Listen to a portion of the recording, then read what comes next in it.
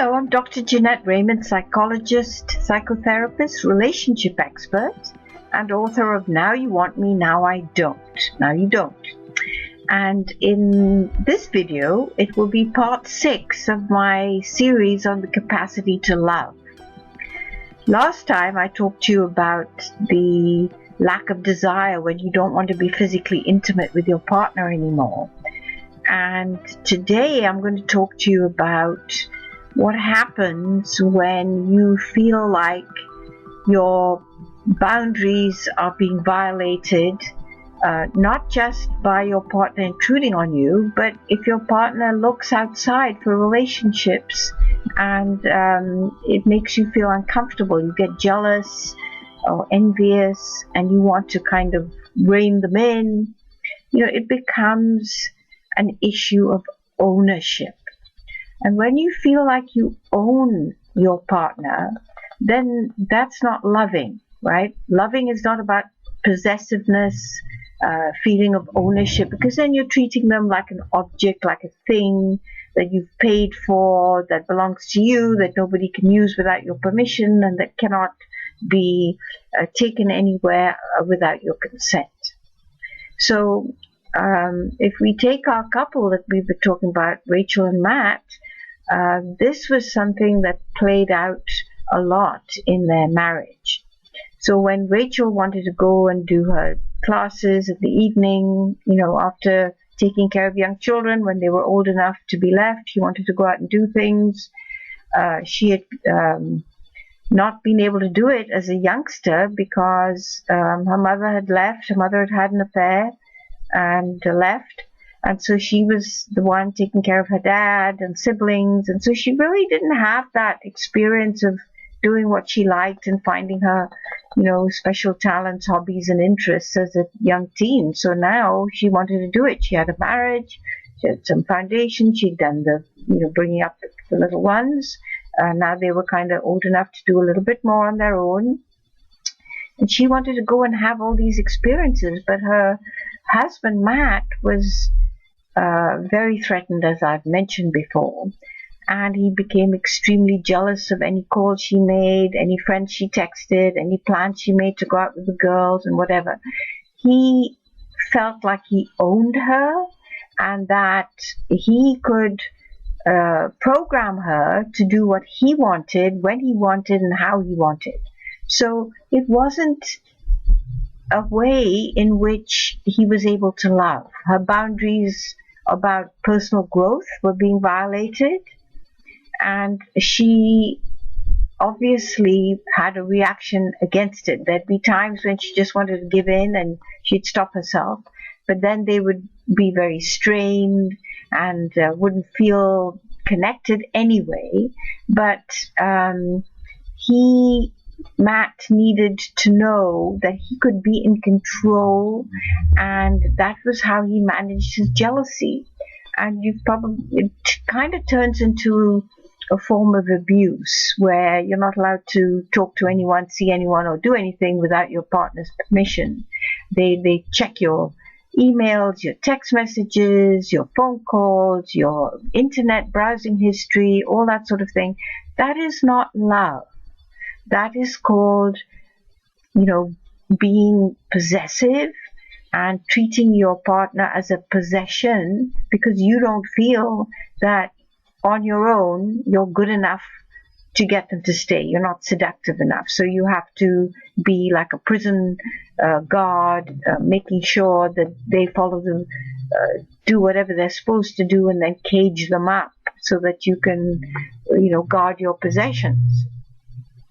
So, the capacity to love is actually when you set somebody free. If they found someone else that they love, yes, it's devastating. It turns you upside down, sideways, every which way. It disorientates you. It's extremely, excruciatingly painful. But so is staying with someone that doesn't want to be with you, who's outgrown you, who married you because you were the right one at that time, but they're not the same person anymore. And you have to set them free. So getting jealous and trying to tame them as if they were some kind of wild beast is not going to help you preserve the marriage. It's no longer a marriage. It becomes a jail and a jailing situation where there's no love.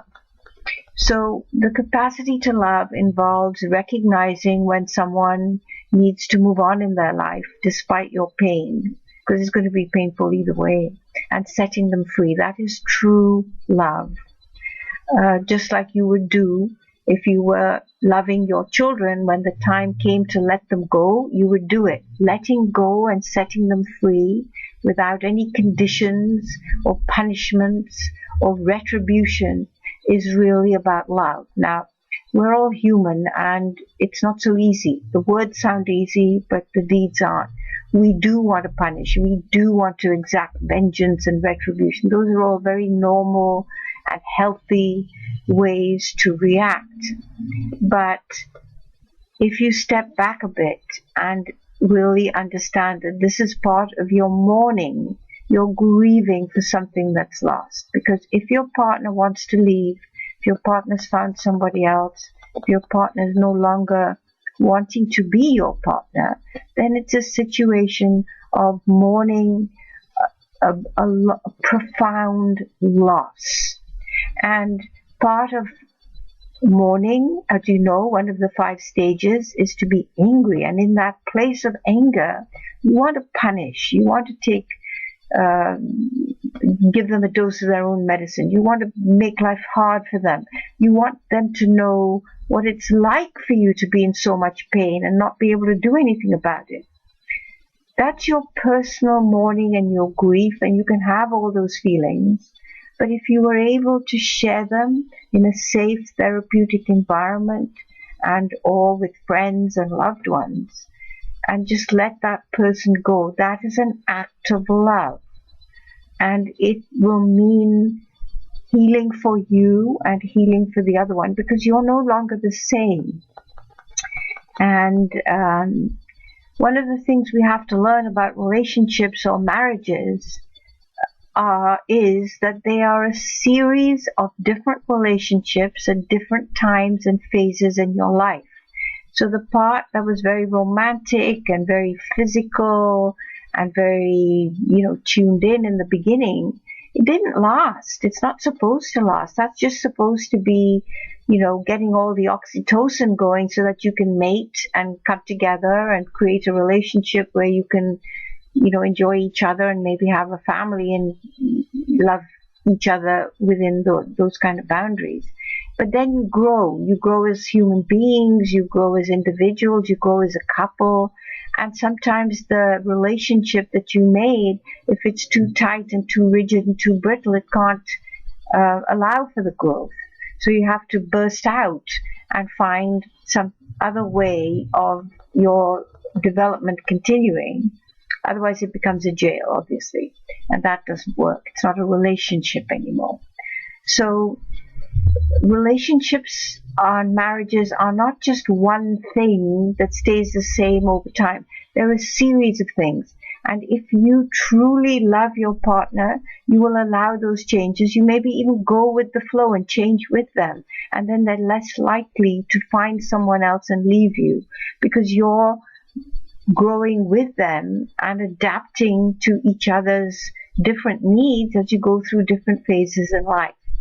So remember, the part 6 today, the capacity to love, is to set your partner free and yourself free. It may involve you in a deep, protracted mourning if you don't set them free, because it means you're not accepting that they have a different phase in their life that they need to experience, and it may not be with you if you are being too rigid, possessive, and you've become a jailer. If you want to still have contact with them and be friends with them, or have a different relationship within the marriage that's more liberal and less inward looking, then you have to make some changes too. You have to mourn the loss of what was and celebrate the new. I hope that is clear to you. Love to hear from you, your experiences, your comments, and happy to answer your questions. Till next time.